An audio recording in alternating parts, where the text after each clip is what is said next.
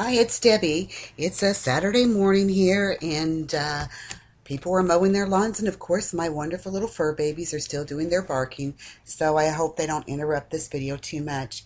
I just received another request to show how to trace stamps.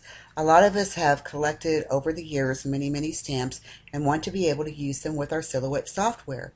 So what I did is I started a little what I call a file called Scan Stamps, and I stamped all of my stamps on cardstock with not all of my stamps, believe me, this was time consuming and I just kind of stopped doing it.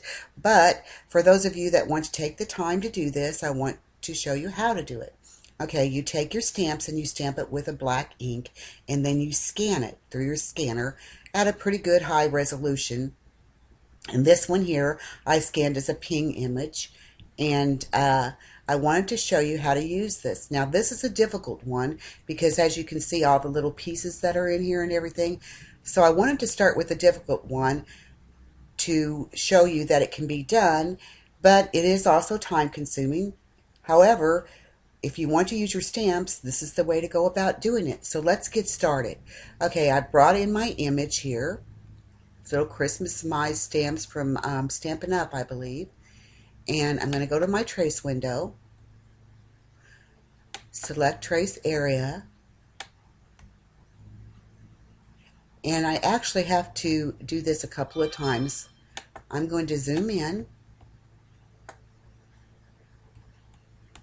and I can zoom out just a little bit there. I'm going to turn off the high pass filter, increase the threshold as we usually do.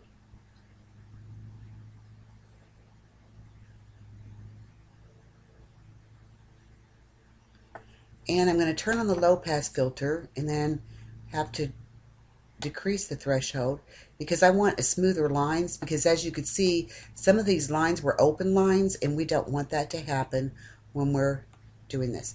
So I'm just going to select trace, and now we can see all of these little pieces, but that's okay. We're going to save this and set it over to the side. I'll show you what we're going to do with that in a moment. Now I'm going to go back and trace it again.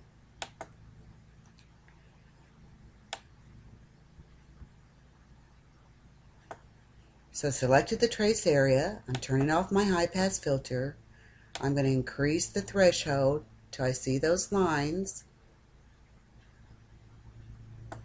And if we zoom in really close here, you'll see how there's an area of the lines that are open. So this is why I use the low pass filter. And then I'll just decrease my threshold again because it closes up those lines a little bit for us.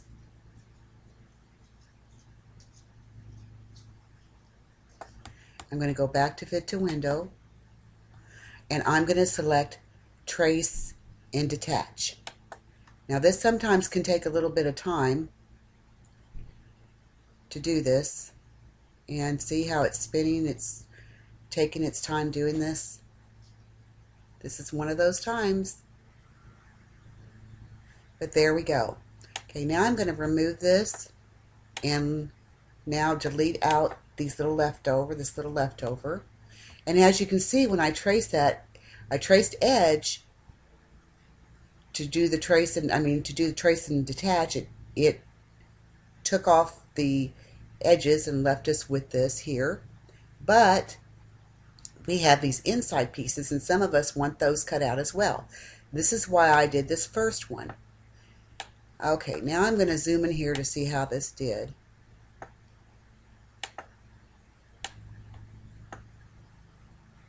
That looks pretty good. Now I'm going to check the cuts, and it's on a cut edge, and that looks pretty good. So I'm going to flip back over here to my regular view, and now we'll go over here and I'll show you what I do with this piece. Okay, I'm going to right click and choose Release Compound Path. And then these larger pieces here that are in here, I'm going to select them and drag them out and place them over here.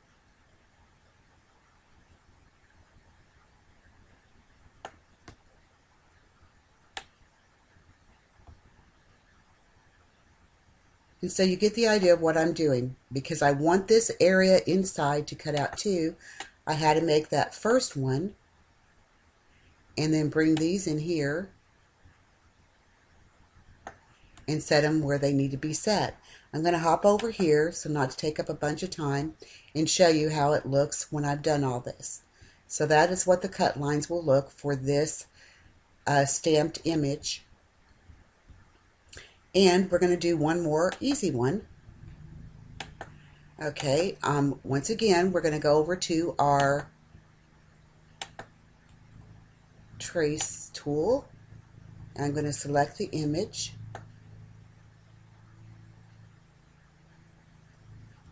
And I'm going to zoom in.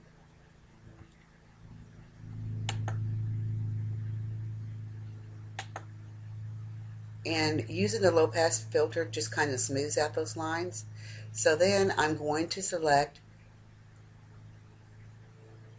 well, we can do it either way, but I'm going to select trace outer edge.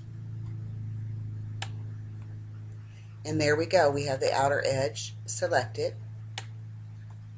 But I want these areas inside her arms to cut out.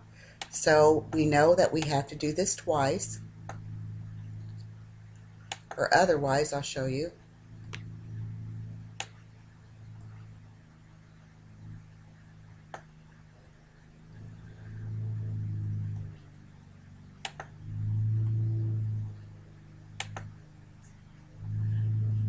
And we're going to select trace and detach.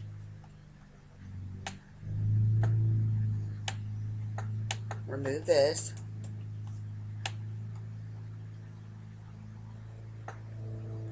And one more time. I should have done the trace and detach in the first place, but I didn't. So we're going to go back over this. Turn off my high pass filter. Turn on my low pass filter to make sure all those lines stay connected. And I'm going to select trace.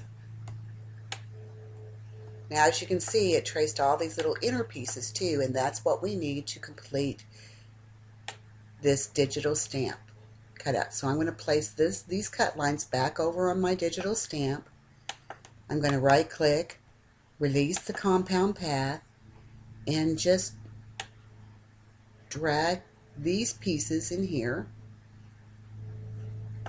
for her arms.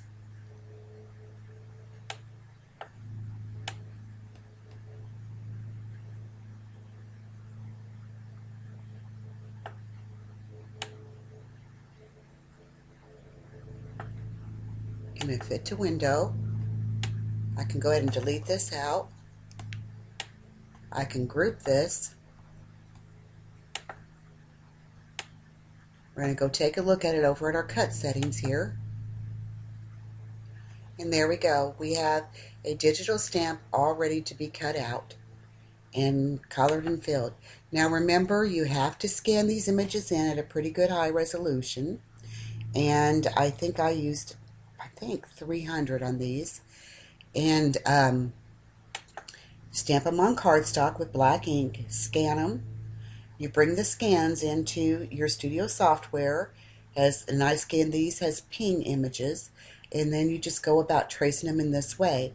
And like I said, most of your stamps will be pretty easy. Some of them will be more difficult, like the Christmas mice, but you know they can be done, and your stamps won't be sitting around collecting dust when you take the time to do this. Like I said, make your little file called it scanned stamps, like I did, and then I put them in different folders: Christmas stamps, people, etc., etc., just like I did my silhouette files. So when I'm ready to use a stamp, all I have to do is bring it in. Now the ones I have traced already and done all this work on, I save them as traced stamps.